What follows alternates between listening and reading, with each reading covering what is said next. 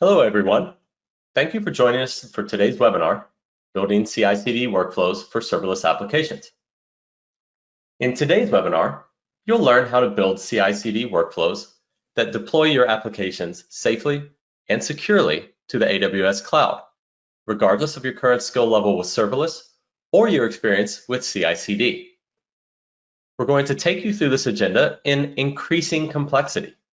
We're going to start the right way with a set of built-in tools and services known as Lambda applications that get your application deploying correctly from the beginning.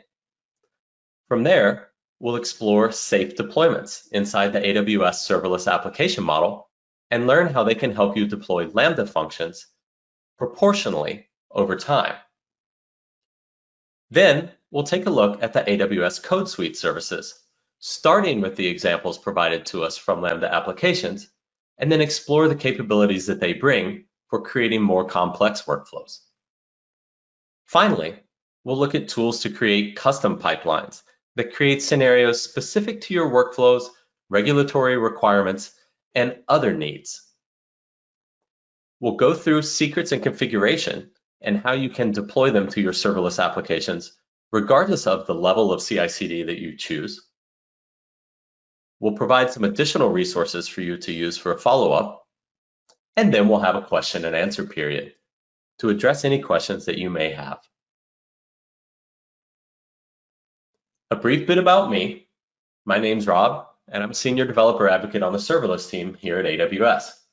The most important piece of information for you on this slide is my Twitter and my email. If you have questions on building with serverless, please get in touch. Before we go into our levels, let's have a brief overview of what CI/CD is. The CI stands for continuous integration, and that's fairly clear. Every time that your source changes are checked into source control, they're built, or those changes are integrated into your code base. But from there, CD diverges, depending on the experience level and skill level of your organization. You may opt for continuous delivery, where you build using automated tools and stage them to a pre-production environment for manual review and approval. Once they've been approved, they can be deployed into your production environment. CD can also stand for continuous deployment.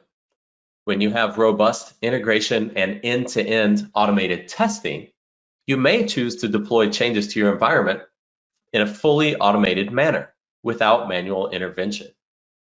This is an advanced CI/CD model and requires both good coverage, alarms, and a thorough understanding of the principles behind CI/CD, including rollbacks. So how can we get started with CI/CD? As we mentioned at the beginning, there's a concept of AWS Lambda applications. AWS Lambda applications get you building quickly by providing predefined Lambda functions, triggers or events that invoke those functions, a set of additional resources relevant to your use case, such as an API gateway, REST API, or a DynamoDB database, and a continuous delivery pipeline. This means from the beginning, whenever you commit your changes to your code, those changes flow through your continuous delivery pipeline and are pushed into production. It gives you all of these in a single repository. There are 5 predefined sample applications from AWS Lambda applications: a serverless API backend, a file processing example that runs whenever files or objects are uploaded to an Amazon S3 bucket, scheduled jobs that fire operations tasks on a regularly occurring event schedule that you specify, notifications processing that connect a Lambda function to an Amazon SNS topic, and queue processing, which allows you to asynchronously decouple computing components of your application by placing tasks into a queue and reading from that queue with an AWS Lambda function. Let's go to the AWS Management Console to see how we can deploy a complete Lambda application with only a few clicks. Here we see the AWS Lambda Management Console. You'll notice that we've selected Applications in the menu bar on the left. First, select Create Application, and we'll see these 5 examples that we recently mentioned. For this webinar, we'll build a serverless API backend, which gives us a RESTful web API that uses DynamoDB to manage state. We choose the serverless API backend, select Next. We'll call this Start Right. And you'll notice here that we're selecting AWS SAM, or the AWS Serverless Application Model. If you're familiar with the AWS CDK or Cloud Development Kit, you can select that as well. For our webinar, we're going to use Code Commit to host our code. We'll go into more detail on Code Commit later in this webinar, but if you're familiar with or already using GitHub, you can also connect your application to a private repository in your GitHub account. We'll choose to name our repository StartRight as well, and we select the Create Roles and Permissions boundary box. Select Create, and the AWS Lambda console begins to provision and create these resources for us. After a few minutes, our application has been created. The first thing that we see is that we have an API endpoint that we can use to call our application. We'll copy this URL as we'll use it in a minute, but first, let's explore what else has been created for us. Here, we see that we have 3 Lambda functions that provide the functionality behind an API Gateway REST API. Those Lambda functions store and retrieve data from a DynamoDB table that's been created for us as well. And finally, we see that we have a separate infrastructure stack that contains a CloudFormation role, CodeBuild project, our code repository, and several other tools that we need. We'll explore these in further depth later in this webinar. If we return to the top of this page and look at the code repository, we see that we have our StartRight repository created for us. Let's create an instance in Cloud9, the online IDE, and make some changes to our code. We choose Create in Cloud9. We'll name our environment Webinar. Accept the defaults, and create our environment. After about a minute, you'll see that your Cloud9 instance is up and functional. Cloud9 provides you a fully featured IDE in the AWS cloud. It also provides a code commit helper that allows you to connect to code commit repositories using your IAM credentials or your IAM role. To use it, you simply type git clone code commit as the protocol and the name of the repository, in our case, StartRight. Here we see that Cloud9 clones the repository from code commit onto our instance. Let's open our SAM template and see what's defined for us. Here in the resources section, we have 3 functions. Get all items, that is a GET request at the root of the API. Get an item by ID, which is a request for an ID. And put an item, which allows us to add items to our DynamoDB table. Let's test these out and make some changes. We return to our application to get our API endpoint, and we can simply curl that endpoint and look for an ID. We know already that we won't have any, so let's see what's returned. Well, the function succeeds, but that isn't very useful. Let's make some changes to this function to return an error message whenever an item is not found. Looking at our SAM template, we see that the source for get by ID is under source handlers get by ID. So let's open this file and update this section where we retrieve or get our item from the DynamoDB table.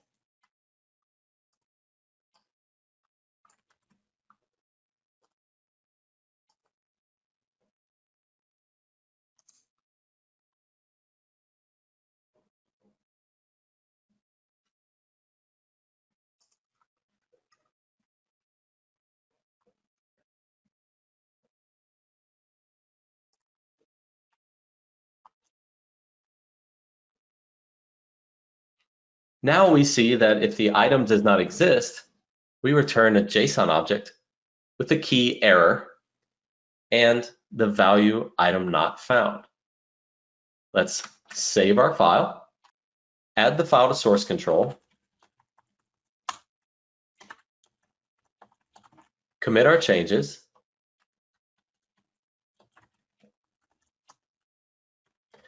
and push them upstream. Now when we return to our application, we can go to the Deployments tab, and we will see our change begin to work its way through the pipeline. Let's follow the link for viewing CodePipeline to see our change progress throughout CodePipeline. Here we see that our source code change has been picked up and the pipeline has begun to run. The next stage is a build, and the pipeline has invoked AWS CodeBuild to build our code for us. Now, CodePipeline is using AWS CloudFormation to deploy our change set and execute that change set against our application. Once that is completed, we'll be able to test out our new changes. Now that our change set has worked its way through CloudFormation, we can return to Cloud9 and see if our error message is shown. Again, we'll paste our endpoint and query for an item that we know does not exist. This time, as expected, we received a JSON object with the key error and the value item not found. All we had to do was commit our change and push it up to our repository. In addition to the 5 sample Lambda applications that AWS provides, you can also choose the Author from Scratch option. This provides you with a code repository, a continuous delivery pipeline, and a bare template for you to build your application from. This way, you bring your serverless application's existing code into the newly created repository, push up your changes, and watch your existing application work its way through the pipeline until it's fully deployed into production.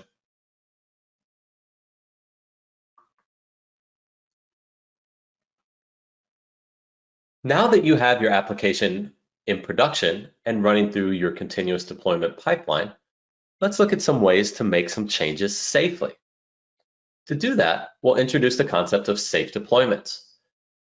To use safe deployments, we first need to introduce AWS SAM, or the AWS Serverless Application Model. AWS SAM is a macro or transformation on top of CloudFormation. This means that you can mix in other traditional CloudFormation resources in the same template as your AWS SAM template. AWS SAM supports the use of parameters, mappings, and outputs, all of which will be useful later when we return to talking about configuration and secrets management. AWS SAM supports intrinsic functions, just like CloudFormation, allowing you to use join, get, ref, get attribute. You can also use import value to bring in values from other CloudFormation stacks and use them in your template, with a few exceptions as shown on the slide. On this slide, you see a complete AWS SAM template. These 20 lines of configuration define one Lambda function, a corresponding IAM role with limited permissions, an API gateway REST API, and the DynamoDB table. In other words, these 20 lines of code become a complete serverless application with the REST API and a persistent data store. Now that you're using AWS SAM, you can also take advantage of AWS SAM safe deployments, which allow you to deploy changes to your Lambda functions on a gradual basis. There are two types of safe deployments: Canary deployments, which allow you to run a portion of your code in production for a period of time, and if successful, update all of your production code to the new version; and linear deployments, which step through linearly, adding a percentage of new function deployments in a defined amount of time. These safe deployments serve as a sort of final test for your pipeline, allowing you to test in production. With traffic shifting and safe deployments, you simply add the auto-publish alias property and specify an alias name. We'll see an example of this in a SAM template in a moment. Once you've added the auto-publish alias property, AWS SAM detects when new code is deployed based on the changes to the Lambda function uploaded to Amazon S3, creates and publishes an updated version of that function, and creates an alias with the name you provide in your SAM template. On the right side of the slide, you see all of your deployment preference options. You can deploy a Canary with 10% of your new traffic for a various period of time, or you can use 10% linear deployments that update every 1, 2, 3, or 10 minutes. Finally, you see the all-at-once deployment option, which is the default when you do not specify a deployment preference. On this slide, you see one Lambda function defined in an AWS SAM template. The highlighted lines show the auto-publish alias that we spoke about on the last slide. In this case, it uses the CloudFormation intrinsic function ref to get a parameter environment that you specify at deployment time. And here we see the deployment preference of type Canary 10% 15 minutes. This means that the new function will be deployed and will handle 10% of the traffic for 15 minutes. If none of the alarms defined below trigger during that 15-minute period, the remaining 90% of traffic will be shifted to the new version of the function. This example also shows pre and post traffic hooks, which are separate Lambda functions defined to measure and record the state of your application environment before and after it begins receiving traffic. It's important to note that you can specify a maximum of 10 alarms that control your deployment. You can also specify pre-traffic and post-traffic hooks. These are separate Lambda functions that are invoked before the Lambda service begins routing traffic to your new version and after, and they allow you to collect, measure, and record information about your environment. AWS SAM safe deployments are built using AWS Code Deploy, although this is abstracted away from you. AWS Code Deploy is one of the AWS CodeSuite services. But what other AWS CodeSuite services are available for you to build your CI/CD pipeline?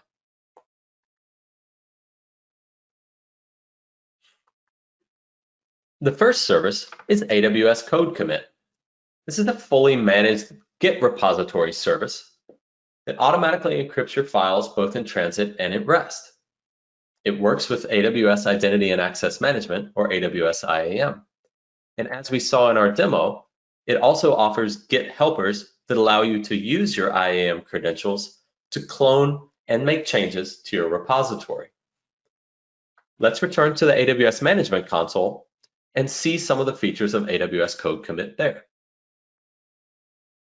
We return to our Start Write application in the Lambda console and choose the Code tab. From here, we can link directly to our Code Commit repository, Start Write. And we see that the features of managed Git repositories that we're accustomed to are all present. We can view our code, including the rendered README in the code browser. We can create and review pull requests, view a log of commits, visualize those commits, manage branches, apply tags such as releases and versioning, and more. The next service in CodeSuite that we'll discuss is AWS CodeBuild. AWS CodeBuild is a fully managed build service that can compile your source code, run tests, and produce software packages. Once you've pushed your code into your repository, the next thing to do is build and run. AWS CodeBuild scales continuously and processes multiple builds concurrently, and importantly, it can consume environment variables from AWS Systems Manager Parameter Store. AWS CodeBuild also supports dependency caching, so when you've downloaded libraries, it can accelerate your builds. Let's return to the console and see what our Lambda application has done for us with AWS CodeBuild. There are two ways that we can visualize CodeBuild from our StartRight application. First, in the code browser and code commit, we can inspect the buildspec.yaml file.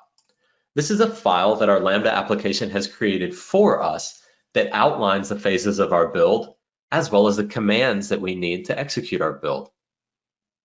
If you look, you may not be building Node.js applications, but it still gives you an idea of what phases are available to you and the format that you would need if you were to run, for example, a Maven build or a Python build. Additionally, we can go to the CodeBuild console and find our StartRight project that was created for us. Here, we can see the history of our builds, a successful build when our StartRight application was first created, and our second successful change. We can view histories of batch builds, details on specific builds, triggers, and other additional metrics right here from within the console. You can also add more advanced features like reporting and metrics across the account. Once our code is compiled and tested, we need to run it somewhere. For that, we have AWS Code Deploy. Now, AWS Lambda applications use CloudFormation to deploy their applications, but AWS SAM safe deployments use Code Deploy under the hood. Code Deploy is another fully managed deployment service, and it can automate deployments to everything from EC2 to AWS Lambda, and even your on-premises servers. To orchestrate all of these services, we have AWS CodePipeline. CodePipeline is a continuous delivery service for fast and reliable application updates that allows you to model and visualize your software release process. AWS CodePipeline orchestrates the building, testing, and deployment of your code every time there is a code change. And our AWS Lambda application has created a code pipeline for us.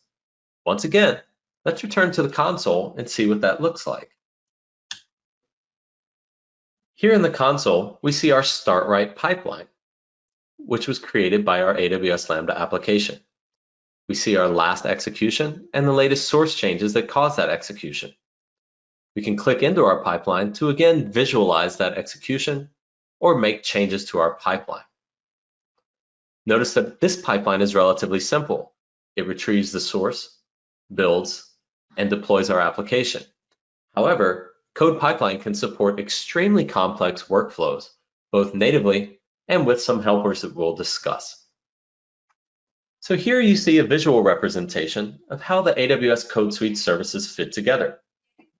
You can store your source code in code commit, run your build jobs with AWS CodeBuild or third-party tooling that we'll address in a moment, deploy your code to production and other environments with AWS Code Deploy, all orchestrated by AWS CodePipeline.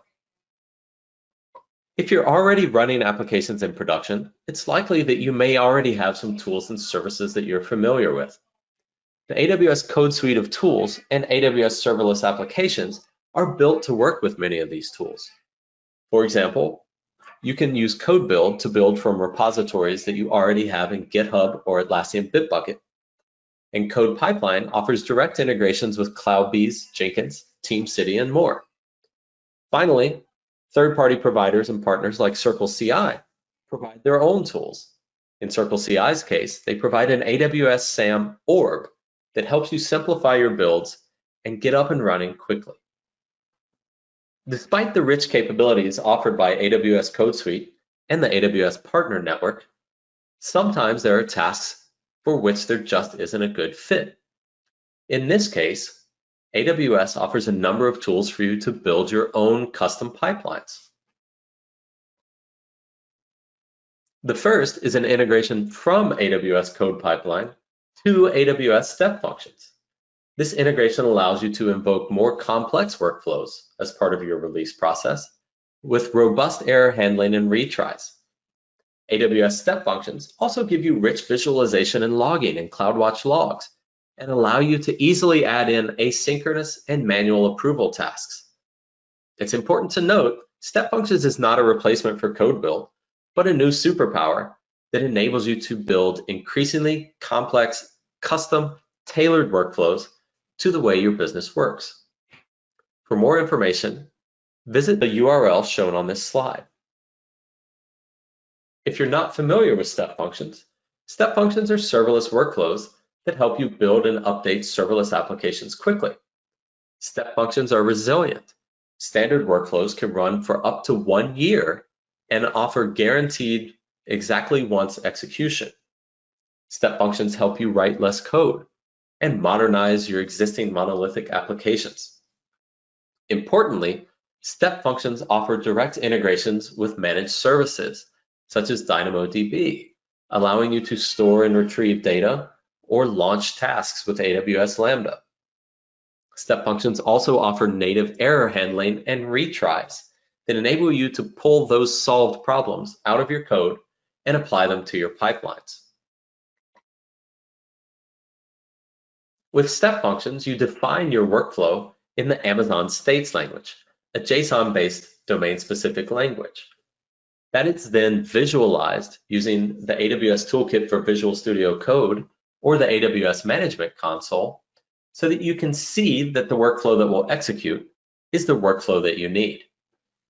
And finally, the Step Functions console offers you the ability to monitor execution of your workflows with graphic representations of each state, as well as the ability to debug the input and output that flowed through each state.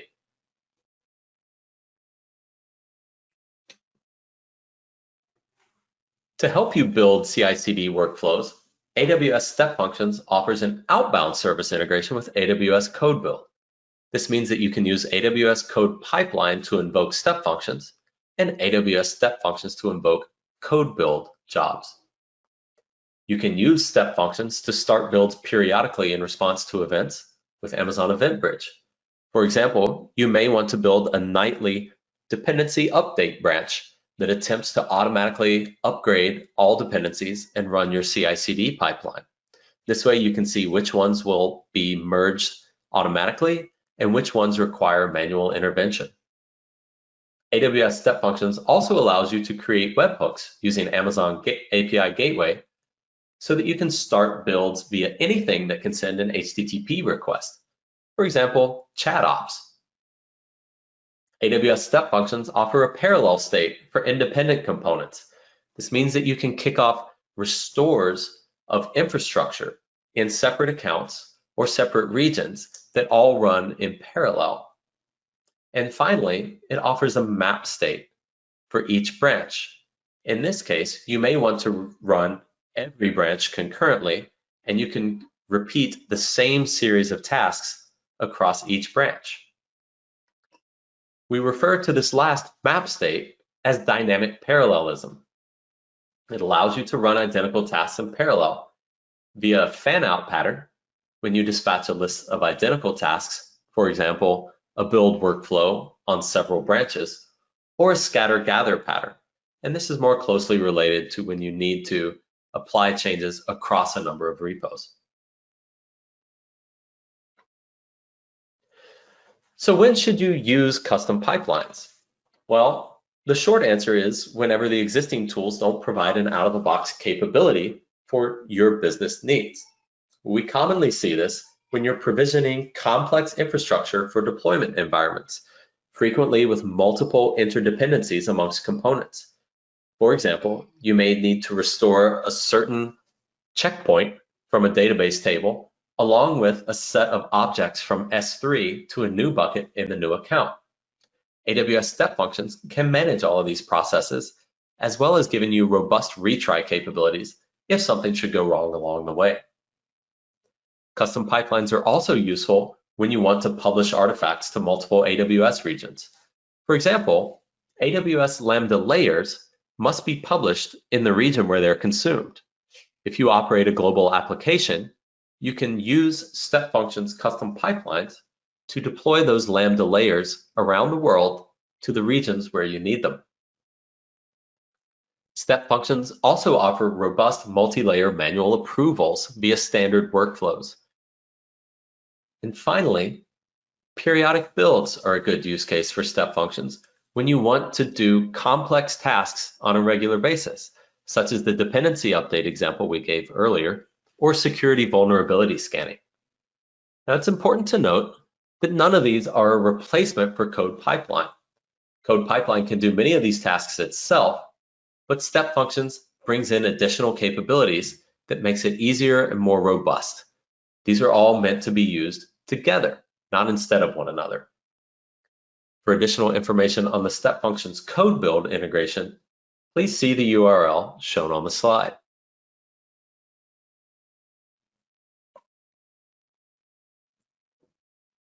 No application is complete without its secrets and configuration management.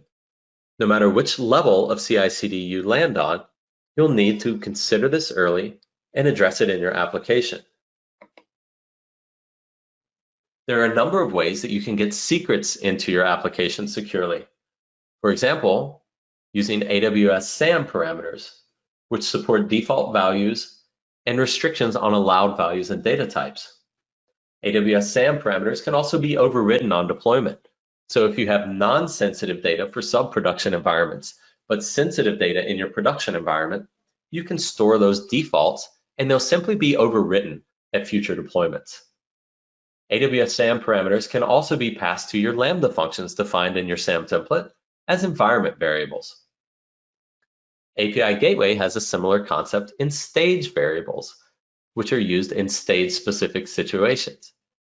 These variables can be overridden in Canary releases, another feature of API Gateway that helps you deploy securely. Finally, you have the AWS Systems Manager parameter store. These parameters are accessible from the AWS SAM template at deployment time. And they're accessible from your code at runtime if you import the AWS SDK. Systems Manager parameter store parameters can be encrypted, and they're also specific to each account where they run. A more robust solution for managing config is AWS AppConfig, a managed service that allows you to create, manage, and deploy entire application configurations. You can think about an application configuration as all of the config and secrets that you need to deploy your application in a specific environment. AWS AppConfig allows you to define validation checks and monitoring for changes. And it's an integrated deploy action for CodePipeline. So you can pull your configuration from AppConfig as one of your steps in your continuous delivery pipeline.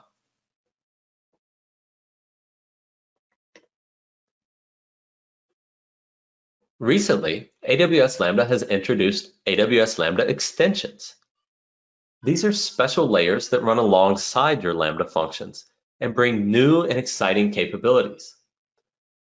One of these extensions is the AWS AppConfig extension, which enables you to update your Lambda function configuration parameters without redeploying your function. The AWS AppConfig extension simplifies using AWS AppConfig while reducing costs because it makes the calls to AppConfig for you, caches them locally where your function can access them. This results in fewer API calls to the AWS AppConfig service, which saves you money, and shorter Lambda function processing times, which also saves you money. AWS Lambda extensions are currently in preview. For more information on the AppConfig extension, please see the URLs shown on the slide. Finally, there's some additional resources that we want to provide to you. Key here are the Amazon Partner Network partners for CI/CD. As we mentioned, if you have applications in production, you are probably already using some sort of CI/CD. This is not an AWS-only proposition. Our partners offer many solutions, some of which may fit your use case better than the tools we've discussed today. So be sure to visit and see which ones are best for you. For all your serverless knowledge needs, we recommend you check the AWS Serverless website at serverlessland.com. There are a number of Twitch videos and shorter videos specific to CI/CD, secrets and parameters, and deployment strategies there that take you in a deeper dive than we had time to cover today. And finally, the AWS Serverless YouTube channel also hosts a number of longer form videos that take a deeper dive into these topics. So in conclusion, today we provided a number of tools for you to build CI/CD workflows for your serverless applications at the level that's right for you. We discussed starting right with AWS Lambda applications that provide a managed out-of-the-box pipeline and application for you to get started building quickly the right way. Then we discussed safe deployments in AWS SAM with both linear and Canary deployments and how you can use those to execute your final tests in production. We reviewed the AWS CodeSuite services, Code Commit, CodeBuild, CodeDeploy, and CodePipeline, and talked about how they work together and with third-party partner tools and services to help get your code safely and securely into production. And finally, we reviewed some resources for building your own custom pipelines with AWS step functions, integrations with CodePipeline, and CodeBuild. We reviewed some methods to help you manage your secrets and application configuration, and briefly discussed the new AWS Lambda extension for AWS AppConfig. And finally, we provided some additional resources so that you can take a deeper dive on the topics of most interest to you. Now that we have some time remaining, I'd like to open up and take any questions that you may have about serverless applications and CI/CD. I want to thank you for joining us all, and I hope that you've learned something today. Now go build.